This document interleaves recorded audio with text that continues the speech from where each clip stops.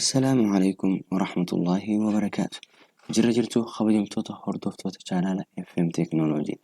نجين ربي بكير تمرت اسم هذا كويتشا ديبني لفنيتي جرأيشولا ديبني أرجع لفني بودا خبيمتوتا هردوفتوتا يهدا جيرانيتي فولا خينا جرا يوتيوبيتي أشي جرا جوف ديمنا يجولا خانيتشو ما جولا برنوتا يوتيوبي جرا أكاتاتي channel قدسن subscriber viewi akkasuma live kana hunda saaniitu jechuudha. Walumaa galatti akkaataatti chaanala YouTube tokko galma geessisuu dandeessu chaanala kanarratti wal agarsiifna jechuudha. Erga hamma jennee gara viidiyoo har'aatitti yeroo ceenu viidiyoo har'aatis jechuudha akkuma reefu isinitti qoyaaletti jechuudha. Akkaataatti yeroo chaanala keenya search godhan akka dafee gubbaa irratti nu mul'atuuf yookiin immoo search yeroo godhan tarree jalqabaati irratti akka nu argamuuf maal gochuu qabna akka jiruun isin garsiisa jechuudha.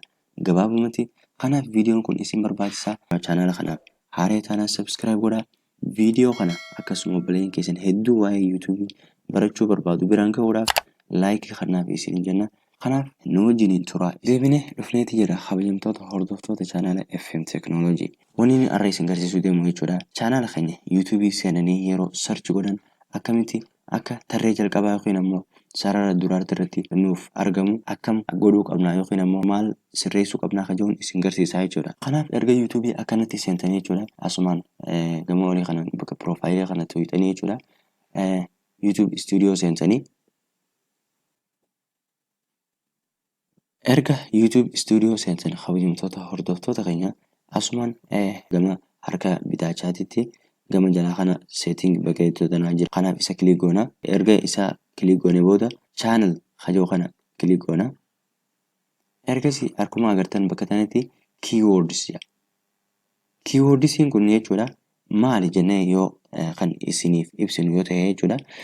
Keywords jechuun jalqaba irratti waa'ee chaanala keetii kan beeksisu jechuudha. Waa'ee chaanala keetii kan beeksisu yeroo jennu maqaa chaanala keessanii karaa hawaasni garagaraa yookiin ammoo namoonni YouTube keessan karaa isaaniitti search ni godhanii yaatan. Fakkeenyaaf ammoo afaan Oromootiin search yoo godhan jecha Muhammad jedhu kana namoonni garii kan Muhammad jee yaamu jira.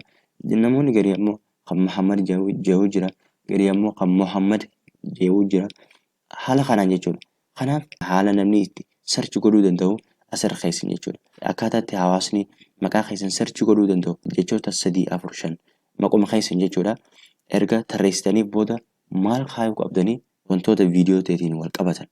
Fakkeenyaaf viidiyoon tiyya akkuma asirratti agartan waa'ee Wi-Fi keessa jira, waa'ee koodiiwwan moobaayilii keessa jira, waa'ee YouTube keessa jira, barnoota YouTube jechuudha. Kanaaf YouTube yeroo jedhanii search godhan asumaan chaanaalli kiyya recommend ta'aaf jechuudha uummata saniif yookiin ammoo warra YouTube jee search godhe saniif chaanaalli kiyya asumaan recommend ta'aaf jechuudha.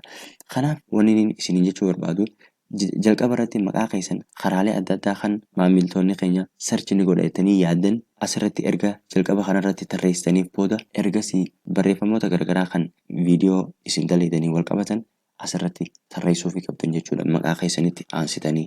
Kanaaf akkuma agartan asirratti hanga qubee 500 takka isiniif kenna jechuudha. Kanaaf jalqaba maqaa keessan abbaa 3, 4 akka garagaraa kan uummanni itti search godhu jettanii yaaddan. Erga barreessitanii booda barreeffamoota viidiyoowwan isin gadhiiftanii wal qabatan haala kanaan akkanatti tarreessuu dandeessanii jechuudha. Erga akkasitti tarreessitanii booda jechuudha bakka save jettu tana tuqxanii keessaa baatan jechuudha.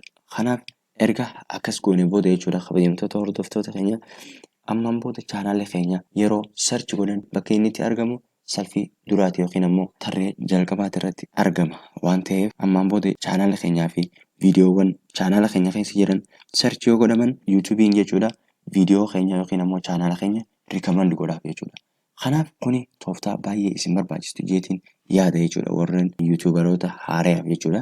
Kanaaf akkuma reefu isiniin jee barnoonni keenya kan ammaan boodaatti illee waa'ee YouTube irratti xiyyeeffata seera isaatiis wantoota YouTube'dhaan wal qabatan kan garagaraa isin qopheessinu erga hamma jennee viidiyoon kana har'aatis asitti haadhaamnu viidiyoo biraa kan barsiisaa akkanaa hamma wal qabannee isin dhufnutti nagaa rabbii keessa jiraadhaa.